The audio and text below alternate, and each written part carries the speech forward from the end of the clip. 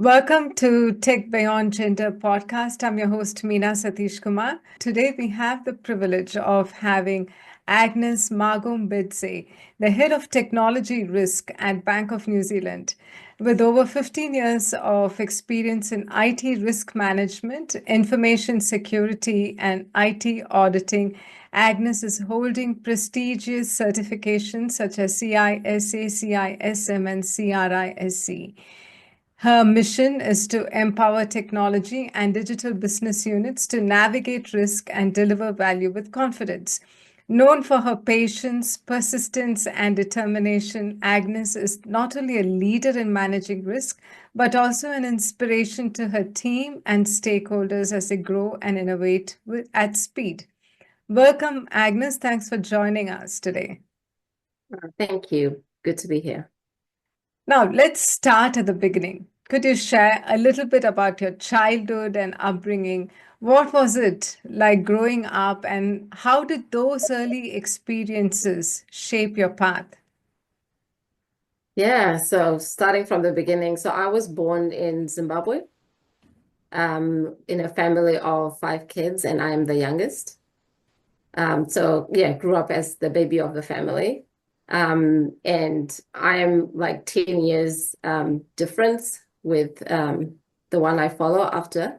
And so I was always a child, and most of my decisions or where I've gone is quite different to where everyone else has gone. Growing up, I've always wanted to be a doctor. Like I liked helping people, and I thought, being a doctor is the thing. So I grew up with a focus where we come from. Education is very important. Like, you grow up being told, make sure you get a good education so you can be the best you can be, because you'll have lots of choices. So yeah, so that's how I started off, wanting to help, wanting to be, a nurse, a doctor as I grew up. Oh, so from nurse to doctor to a IT professional, how did this happen? I think IT happened to me by accident, actually. Um, so as I told you, I wanted to be a doctor. So even as I went into college, I did the STEM subjects. So maths, so I was brilliant in math sciences. And I was going to go to a university in South Africa to study medicine. And then there was a change in the economy all of a sudden, and I ended up not being able to go due to financial challenges. And then I had an option to choose another degree. And I remember my brother-in-law very well, because I think he is part of my story that led me to technology. And he really sat me down and said, "You really want to be a doctor? You see, here, doctors don't make a lot of money." They work very hard. You get government grants to do it, and 10 years you're still trying to pay back for the degree that you had. So it will take a while. And so we had an old GP doctor that we had, and he referred to him and said, like, "Do you see how old he is? He's just starting to make his money now because he's got a private practice. So are you willing to go through that? There's IT. It's quite interesting." So I then started to look at it, because I've always wanted to fix things as I grew up as a child. So like, any gadgets, electrical gadgets, every time we did anything in physics, which was electronic, I would be going home and trying to, play with motherboards, trying to fix anything that I could get. So I was like, why not? And yeah, so I went to university studying a degree in business. And then I had a major in technology. And that's where the journey began. And I loved it so much. Oh, was it an engineering qualification that you did? No, it was a business, a Bachelor of Business Administration with a major in computer and management information systems. Okay, cool. So did you start working soon after your undergraduation, or did you pursue further? Yes. Yeah, absolutely. So I finished first class degree in IT, even got awards for it. And the person who was the patron of our university was an owner of a bank in Zimbabwe. So they said they offered me a graduate training program at their bank. So straight from university, I think 3 weeks after graduation, I started to work as a tech graduate. Oh, wow. In 3 weeks, that was quick. Yes. And I didn't think I was blessed because I was looking forward to a long time trying to look for a job while I rested from being at university, but the job found me. Well, it's a nice problem to have. Absolutely. Cool. So, did you continue working in Zimbabwe for a while after following that? So yes, I started working in Zimbabwe. I stayed there for about 3, 4 years. So initially in the grad program, went through different rotations. I was the only female in the whole team, it Wow. being IT, and it had its own challenges, which we'll talk through later on. But yeah, I managed to, go through all that. And then as part of technology I was developing, I did networking, all the physical and the software side of IT. And then there was an opportunity that came about that introduced me to IT auditing, where I had a very terrible experience with like a Reserve Bank auditor who was coming to audit IT. And all the questions they were asking me, they didn't know what they were asking. Like they were just, having questions and asking them. And I was like, oh, maybe I don't want to be a developer all my life. But I can be auditing or checking on technology because I understand it well. Mm. So that's where like my journey of auditing and risk management started. And then I got an opportunity at Ernst & Young. Oh, Was wow. there for nearly two years before I then moved to New Zealand. Cool. So, now when you went to university to do computer science, how was it there? Like, did you see uh, the good gender mix in that university for computer science? Yeah, no, it was good. Well, it was a mature program because I think they had been having it for quite a while. But while I was doing it, there was further development of it because I think it started being quite informational, information technology, like more on the information side of things before technical. But then when I left, we managed to, had some courses, electronics, we had building computer servers from scratch kind of thing. So it became, and I remember on my graduation day, one of the professors kind of called me to the side and like, would you like to come and teach here? Computers? And I was like, yeah, no, not really. But it was a good experience. Like I loved it to the point that I was tutoring coding languages that I did not study. Like I just had an interest to keep learning more and more about it. So yeah. Nice. So, what were the challenges, initial challenges you faced in your first job? My first job, yeah. The challenges I think was being a female and in technology. Mm. So it was a team of about 10 of us, and I was the only female, and I was, like young coming from university.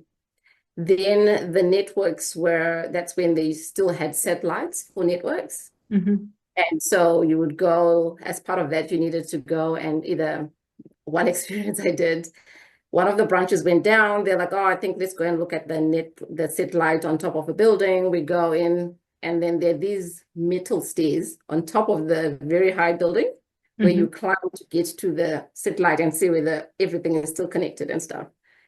And I was wearing a dress.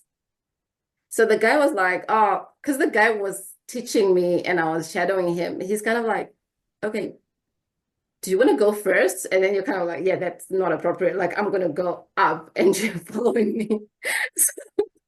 So I ended up just staying there. But from that day, I never wore a skirt or a dress to work because I Oh, didn't know but what was in store for me because it was kind of inappropriate. Yeah, so those were some of like the challenges of just being a woman. And it did continue a lot. Like it took a while before technology started to have more women in there. So a lot of men explaining too much, like, oh, Agnes means, and I'm like, I'm right here. I know what I mean. Like I could explain myself. So I think yeah, it was just being, a woman in technology where you didn't have other women like you to look up to or to support you through that journey. So yeah, I think that was the most challenging, was being a woman. Yeah, you mentioned that in the university, the program was a bit mature, right? Yeah. Despite the program being mature, there were not many women in the industry working, was it, at that time? No, they weren't in, because even at university, most probably in a class where we would have like 30 people, maybe 10 are women Mm-hmm. that are studying and means 20. So the chances that, if you go into the workplace, it'll be very few. And I think there was very little of development, software development, because I think that's where most of the women started to come in development, system programming, business analysis. You saw more of women. Before it was more of the technical part of it. So you're doing networking, you're doing cabling, you're doing like things that women normally wouldn't want jobs like that.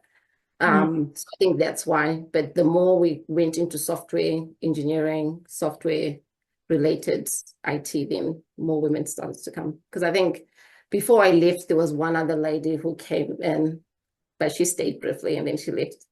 Mm. Do you think your initial experiences in your first job sort of triggered you to move towards auditing and stuff, like with regards to gender bias? Did that lead you to take a different direction in your career? I think so, because I think when you move into auditing, while IT auditing was less women still, but there was financial auditing, which we're supporting, and like finance, accounting, you see more women. So I Mm. think like you see more people like you, and it kind of, you can relate. Whereas in this really male dominated environment, you're thinking, will I ever be good enough? Because obviously, if we're doing things that require strength, I Mm. will never. It doesn't matter how much, I keep doing it. I will not be strong enough. Mm. I think so. I think it did influence that a bit. Did you do anything to continue your spark, like to continue your interest in programming? Because you mentioned like you were teaching programming languages, which you didn't know. Obviously, you were so passionate about it and you were good at it. Like, did you Yeah. continue to do something to keep that spark alive? So I did. So when I finished my rotations in all the different areas, so you would rotate, you're doing system administration, you would do software development, you would do the networking hardware maintenance side of things. And so when I finished all that, I then became a systems programmer because I Mm. wanted to program and then started to do some in-house programming and development, which was really good. But the only thing was, I don't know whether it was because like I get so zoned into what I was doing. Like I would dream of code, even when I was doing it at uni. Like Mhm. when I couldn't make my program run, I would like dream about it, and then go and correct it the following day and it works. Like Yeah. that's how much like I loved doing it. But I was like, this is so draining. It's so straining. So I thought, what else can I do? Which still links to technology, but not development. Cool. So then, how was your experience in Ernst and Young? So Ernst& Young was good because it was like a learning ground, like those big fours. Normally they provide a lot of development. So I think my love for learning, I had lots of things to learn. Like, they've got all the good practice things at your disposal Mm. and a whole lot of work as well to apply them. So Mm. I ended up even applying some of the development stuff I had done because we used to do like computer aided auditing Mhm. where you would, go into a bank and you're trying to recalculate their interest from getting, data from throughout the year, what interest rates they were, the business rules, and then recalculate it to see whether you get the line item that's in the general ledger.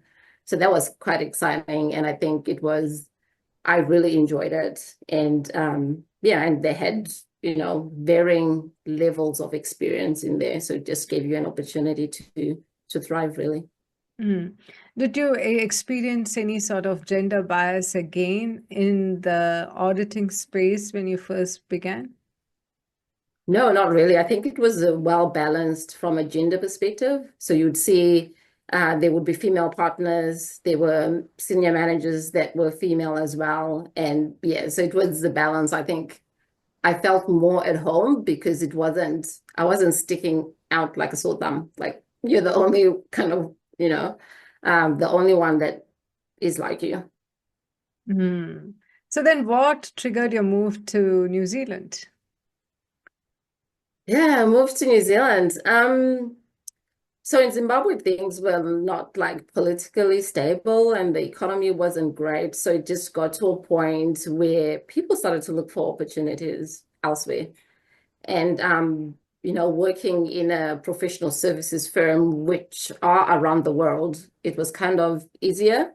So I started to look at, other Ernst& Young's or other big four accounting firms to see if they were, and I think I actually closely got something in the UK.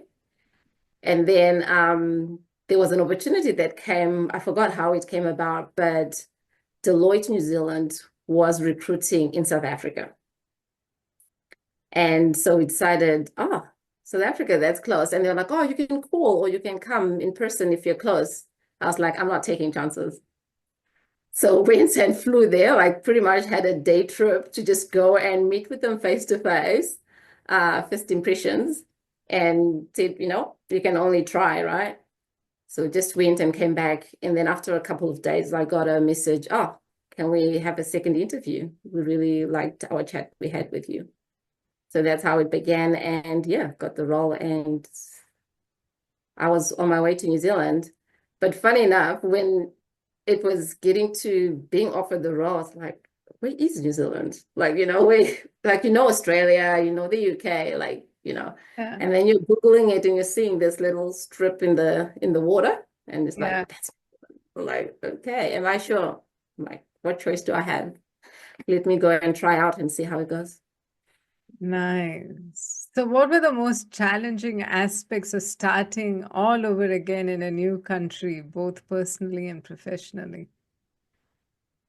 Yeah, very, very challenging it's pretty much coming from the other side of the world. Like, it's like the globe turned around and then you find yourself there.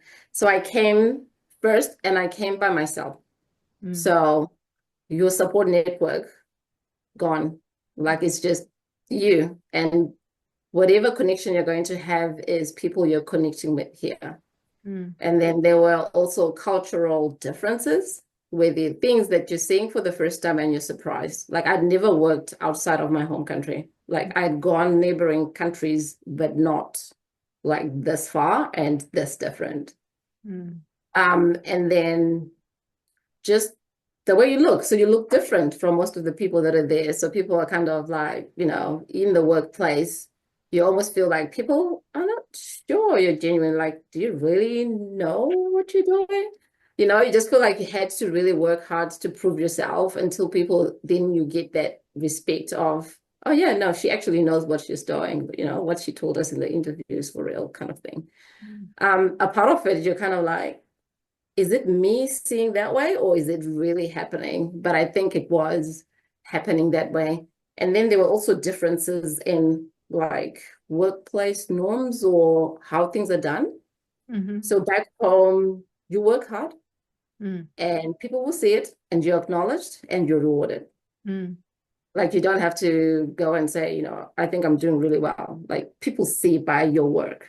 And Mm. then you come here. No, if you want to pay a rise, you have to go and ask for one.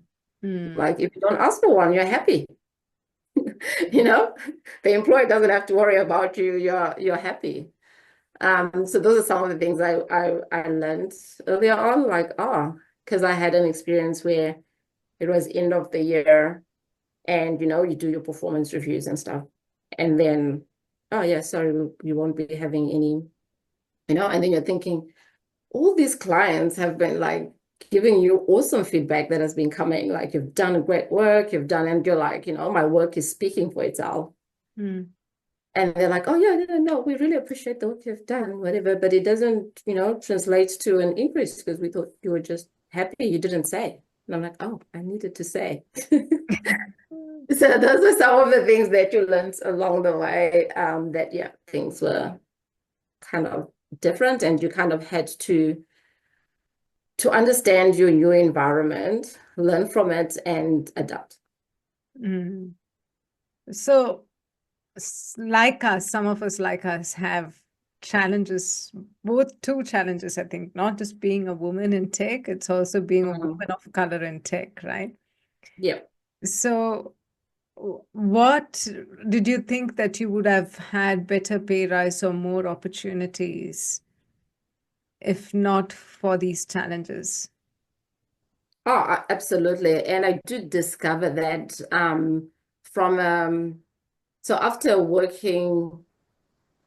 maybe 2 years in New Zealand, and you're kind of like, oh, maybe I need to look for opportunities and stuff. And I went through like an agent, Mm-hmm. and they were like, so I went through, your qualifications, your experience, and they're like, how much are you getting at the moment? And so I told them, they're like, are you serious? I'm like, yeah, like, do you know they're really underpaying you? And I'm like, no, I don't.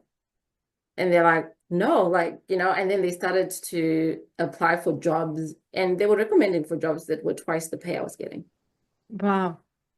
Yeah. So for me, it was kind of like, I think that just confirmed what I was thinking that, yeah, obviously, I wasn't being rewarded for what I was worth for whatever reason that was. But it was kind of heartbreaking. But then at the same time, I always said to myself, like, this is how you kind of learn. Like sometimes you need to go through some of these things to then realize what you're worth and what you need to work towards. How has your experience as a migrant woman of color shaped the way you navigate the tech industry now? I think having gone through those major changes and that experience kind of makes you resilient. And at the same time, you can either, I think there are two outcomes that come from it, and it depends with how you take it. So either it makes you a better person and you want more because of what you've gone through, or others will pity party and just think, I'm not good enough. And like it's a mindset thing. Um, and so I think for me, it's more of like I'm someone with like a growth mindset. I feel like, anything can be learned, you can be flexible and adapt. So I think that has made me resilient and being able to put up my hand for things. Mm.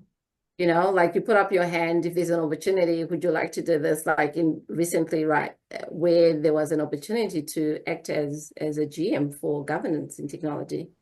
I was like, yeah, sure. When I was offered, and I remember Paul saying, you can go and think about it. I'm like, oh no, I don't need to think about it. I wanna give it a go. An opportunity comes, grab it, you know. And I did that. So I think it helped me to know that, in this new environment that I'm working, Mm. you need to raise your hand. If you want something, you need to say. Like it's not going to, people won't know if you don't say it. So that's the part where you adapt and then you to the environment you are in. So yeah, so that has been working well for me. Nice. How long have you been in New Zealand for? I've been since 2008. 2008. Okay, cool. Yeah. I was just thinking about the culture where I come from as well, right? So humility is something that you're just sort of expected to be like you can't just promote yourself too much. And Mm. especially being a woman, like you have to just go with the flow and just sort of be under the radar sort of behavior is expected, right? So you're not supposed to sell yourself too much. Is that the sort of culture that you came from as well? Oh yeah, absolutely. That is. And even even how you communicate or how you talk in a meeting. We Mm, don't like talk over people. You'd be quiet, you'd wait until everybody's quiet and then you share your views. And then coming in this environment where in a meeting, literally, if you keep quiet, it could be somebody's talking all the time until the meeting is finished. Like you have your ideas and they come and they go. Yeah. because nobody's breathing and nobody's stopping. And so I found it very hard. And even now, when I do, like, even when, you'd go through reviews or feedback you'd be like, oh, it'd be good if you spoke a bit more. And you're kind of, this is my challenge. Like, I would intentionally have to, like, eject, or, at least with Teams, it's better. You can put your hand up and people know that, you want to talk. Whereas in an actual office setting, in a meeting room, people are just going, and you have all these brilliant ideas, but you're not being given a chance to speak. So yeah, definitely. Same, even when, like, now when I raise my hand or when I go and do something that's outside our norm, because you grew with it, it's part of you. You actually have to do it intentionally. Like, it doesn't come naturally. You can, like, sometimes you're like, oh yeah, I need to go and do this. And you're kind of like practicing a little bit, and then you go in and then you do it because you know that's what needs to be done, but it's Mm. not, like, I don't think it ever goes away. Are there any other challenges which you have faced because of the cultural background you come from? Um, Not really, besides the ones I've kind of talked about. And I think it's more from, oh, it was interesting. Like, there are a lot of assumptions or things that are implied because of how you look. Mm-hmm. I was in a session where there was a board member who was sitting in to observe one of the leadership courses that we were doing, programs. And I raised a question on something to one of my peers, which were all male. I was the only female anyway, and a woman of color. And then she wrote to my manager and said, oh, it was really good to see Agnes, a woman of color, being able to raise this to her peer, male colleague. And so when it was shared to me, I didn't know how to feel. Like that, like I had never been in recent times been in a situation where I am called out by how I look. Like, it could have been like, like, it's good that she did this. But yeah, that was kind of interesting. But then I researched into her background. She works with diversity and stuff. So I think for her, those are the things that she sees. So it's not like she was coming from a place of wanting it to mean something, or it was just that she's really in Mm. diversity and stuff. So for her, she noticed it that way, like, oh, it's good to see that, you've got an environment where someone who is of color and a woman can speak up to her male counterpart. Mm. So our lives, right, our behavior at work is predominantly influenced by our life outside of work as well. Yeah. So in New Zealand too, you probably won't see too many people of your nature, right? Like from Zimbabwe, women of color. How has that any way impacted your behavior at work? How has your experience in New Zealand been like for you? Yeah.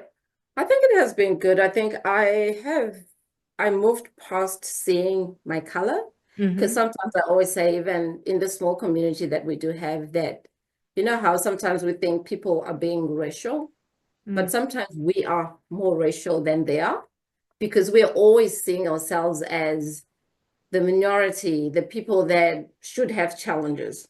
And sometimes they're not looking at it that way. So I just, like, I am who I am and I'm happy with my identity. So I go in, what you see when I go around is me. Mm. And, like, yes, I will adopt and I'm flexible to things that I can, but I don't change who I am. And I think that way I've also used me being able to do that to encourage other people like me, like people that look up to me. So I've gone and done a life coaching. I did a life coaching course because I Mm. just like, I want to be the person that I would have wanted to be there for me, like whether when I came or when I started technology, so I just take it on mainly to kind of inspire other women that are in my space. So I do mentor some women and some young ladies. who come up and ask questions like, how did you do this? Like, this is what I'm facing. How can you help me be better? So things like that. So yeah, so definitely there is an impact, but I think you also have the power to be who you are in that environment. What would be the advice you would give to someone like me, another woman of color who would aspire to get into leadership roles in tech? Yeah, I think continue being you, know what is required, like what are the expectations. Do not do not be afraid to put yourself forward. And you're not determined by, how you look. Yes, bias is there, I won't lie, but it's still, let it not be something that stops you. It's giving it a go and yeah, and taking chances when opportunities arise. Mm. So, how do you balance honoring your cultural roots while adapting to the work culture in New Zealand? So yeah, so there are things that being here will not change, So obviously I can never change my color. I still look and like I don't try and be someone else. So you'll see me with things that are African, braided African hair, even though people are always asking, oh, you've changed your hair. I'm like, yeah, that's what I do. Um, so it's continuing to be you by being able, where there are opportunities, share about your culture. We do have where we bring to share, and I bring cultural dishes, anything that gives me an opportunity to share my culture. So I've got 3 kids, and even the boys at school, where they've got cultural days or, volunteer to go and share about our culture so that they know where they come from and be proud of it. Like you can still make it in life with being you. Exactly. Cool. Now, have you had mentors yourself? Yes, I have had lots of mentors over the years, some male, some female, and I recommend people to have mentors because it does help you to think and see things beyond what you already know and beyond your own limitations. So that's how you grow. And I have had a combination of both male and female, because for female, for obvious reasons, you want someone you can easily relate to. So, sometimes you've got a mentor and they're a mom. So you kind of can relate on some of the issues and the challenges that you may face. I've had some that are in technology, which is good because that's the field I am in. But I've also gone and talked to some and had some mentor relationships with people that are outside my technology, Mm-hmm. just to be able to have different perspectives.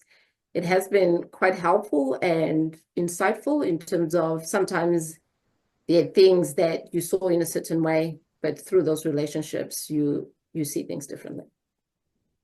I've never had mentors at all. So, Really? yeah. So, I just want to understand, like, Yeah. when you're mentoring someone, Mhm. or like when you've had mentors yourself, like, is that something that you have a regular catch up with?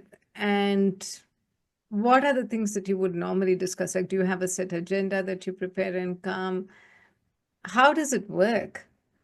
Yeah. So I've had different ones. So normally it's mentee driven. So Okay. you normally are coming, you've got what you need help with, and the mentor is there to provide you with the advice. Mm. So the mentor will go where you want them to go.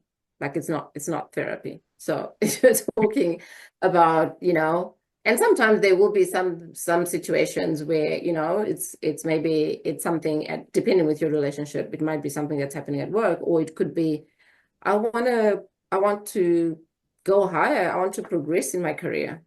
Mm. Maybe tell me your story. How have you gone about it? And then someone tells you your story. And sometimes, funny enough, you see yourself in their story. And it kind of opens up the answers of what you have been looking for. And that's the good thing about it. And even when I am mentoring, most probably I'm asking the questions and someone figures out what they need to do. without me having to tell them. But you just have someone who is asking you questions, and getting you to where you need to get to. Mhm. And how do you manage having a very responsible role in a bank as a general manager, being a mom of 3 kids, Yeah. and also being a mentor? Like, you must be so good with multitasking, all this, playing all these different roles. I'm sure you're part of a community as well within New Zealand, right? Yeah. Yeah. So what are the other things do you do, and how do you manage your time? Yeah, time management, I think it's key. I mean, we all have 24 hours in a day. Mm, And I think it's how well you manage your time and prioritize what's important to you. So to me, my family is very important, and my family comes first. mm, If they're happy, then I can go and be happy in whether as an employee or whatever else I do. So I'm mm, part of a church community. So I'm a Christian, and we've got church, and we go and we've got church programs that we go to. And yeah, so for me, it's balancing. So work, there are times where work is very busy, and sometimes you're required to work a little bit longer than you would want to. But I try at a minimum never to work outside of work hours. So I'm an early starter. I'll start early and finish in time for, to take a break, have time with the kids, make dinner, make sure they sleep and stuff like that. So I think it's a matter of balancing and also acknowledging that you can't be everything for everyone. So I think it's knowing what's most important and then staying true to yourself. How would you rate New Zealand's tech sector in terms of diversity and inclusion? What areas do you feel we need to focus on? Definitely, I think it's more diverse now. Like you're seeing a bit more women and of all colors within technology. Still, there is still, I think, more men than women in technology. And I think the area of focus is maybe starting at the grassroots, like going into the colleges, into the schools, where where the girls are choosing their subjects. I think that's where it all starts, because by the time we try and get them into technology at university, most probably it has already selected off a whole pool of them because they haven't chosen computer science or anything that relates to tech. And I think with where technology is going, it's now so, as a career, it's now so diverse, like it's not all technical. And there are a lot of tools that now people can even develop without, having to code, like where there's a lot of help of, you're just getting coding and doing. So I think it looks quite different. And if there were people that were maybe scared of the technical bits of it, I think that's moving away slowly. So I think the key focus would be trying to educate our girls from an earlier age so that they find themselves like, what are the options in technology? And that way, I think we can get more women in and and be diverse. If you could implement one transformative change in tech organizations to better support migrant women of color, what would it be? That's an interesting one. So I have discovered there's this women of color in STEM conferences that Oh, happen in the world where because I know we talk about women in tech and stuff, and it could be, maybe it's even at a small scale, even starting, let's say, at BNZ, where mm, you could have an opportunity without also wanting to, you don't want to seem like you're discriminating, but it's having a subgroup that gives women of color an opportunity to just, like see like what we're sharing today, what are some of the challenges, how can we tackle them? And starting there, because I know we've got women in tech, we've got women in cyber, like all these women in something, mm. maybe a smaller subgroup that can help, because it's different depending with where you have come from and the challenges you face as a woman of color. So I think having something that allows a networking community where we can support each other would be something I would think would be good.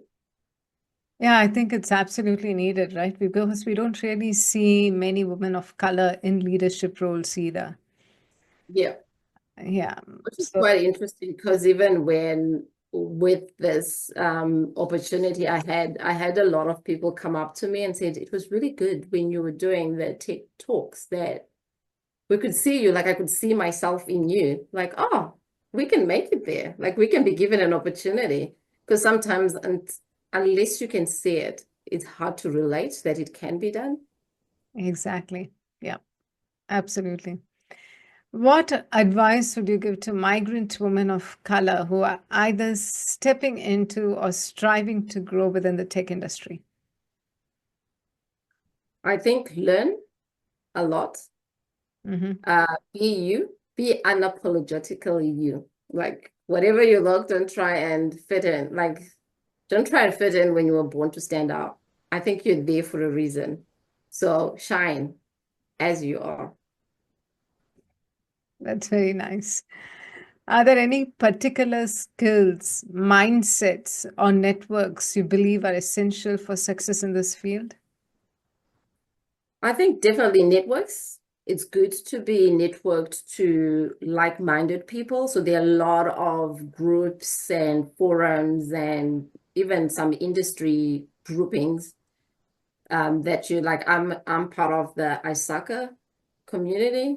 So Hmm. that where you find, like-minded people, where you learn from the woman in tech, if you've got a passion of technology and helping women, being in those, you will definitely learn a lot, but you also can be a teacher. So there's something, your experience, our experiences are all unique, and someone can learn from your story. So I think definitely networking is right at the top. And then in terms of mindsets, you need a growth mindset. You need to be someone who knows that whatever is said or whatever happens is never about you. Everything can be learned. Because I think sometimes people have a tendency of personalizing things, where if something, if I go for a job interview and if I don't get it, I'm like, oh, I'm not right. I'll never be good enough. Instead of, I, I could have done better, but next time I'll do better. Mm. So, what changes or initiatives do you hope to see in the coming years that would make tech more inclusive and supportive for women of color? I think seeing more of them come on board helps. Like even like, for a big bank like BNZ, it's good to be in tech and you're moving around, you're seeing, different people, like almost like a rainbow, like different color people. Mm. Um, because we all thrive in an environment where we feel comfortable in. So I think personally, as a leader, as I recruit, not being biased, but making sure that, if there's any bias, um, when I'm interviewing with different, because there's gender diversity and they could be, the all different types of diversity, just to making sure that you are fair and you're giving opportunities to people. Mm. Looking back on your journey so far, what are some of your career milestones or personal achievements that you are proud of? I think moving countries was a big one because it was a risk where you're going to a place where you know no one and it's so far away, like, and by yourself. Mm. And then, facing all the challenges to be, when I look back at my career progressing, where I have been and what I have achieved since coming to New Zealand, like I'm happy with what I've done, but I think my story can help so many to come and surpass where I was able to reach. Yeah. How has your identity and personal background shaped your leadership style and the impact you strive to make in the industry? Yeah, I think it's exposure. So coming from like it's very easy now as a leader where your style, like it incorporates that you respect the views of different people because you have been in a place where maybe you felt you were misunderstood. So being able to know that people are different, opinions would differ, but we are all trying to achieve the same thing. And I've had really great leaders and really bad ones in my career. But there's a saying that says, be the leader you want to follow. So it's kind of, what type of leader would I want? I want a leader that listens. I want a leader that helps me, like the one that we can step on to go up rather than. So I love leading from the back, where you're serving people that you're leading, like servant leadership, where you're there for them and you can, you understand the journeys that they might be going through, and then just that diversity and inclusiveness. Great. Thank you so much, Agnes, for your time. Really appreciate listening to you, listening to your stories. It's just amazing how incredible and how resilient you are. I'm still surprised how you manage the different roles that you are playing, being a mother, being a leader in your workplace, being in the community as well, being a part of different organizations, mentoring people. I don't know how you manage it all. You just really sound like a superwoman. Now I understand how it was challenging for me to get an appointment with you for this conversation. No, I think it's just definitely not a superwoman, but I think what I always go by is you cannot do it all. So all these things, they're things that I consciously say I am not doing. I cannot pick up this, and being able to say no. Because in all that, I also need time to rest. And I am a very introverted person, so I need time to recoup and recharge. Yeah. So in all of this, I still find time to rest. So even at work, there will be things I can do and things I can tell those that are expecting me to do that, yep, I won't be able to get to this. And I think sometimes that's what we struggle with, prioritization. And I think that's where most probably my strength is. And that's why I managed to seem like I'm across so many things, but it doesn't mean I do them all to the fullest. Like I have boundaries on what I can do or not. Great. Great. Thank you. Thank you so much. Really enjoyed our conversation. Any final thoughts to our listeners? Yeah, I mean, be who you were meant to be, you don't have to change. You can adapt, but it doesn't mean you are changing who you are. And yeah, just learn, and yeah, you can be the best you want to be. Awesome. Thank you so much, Agnes.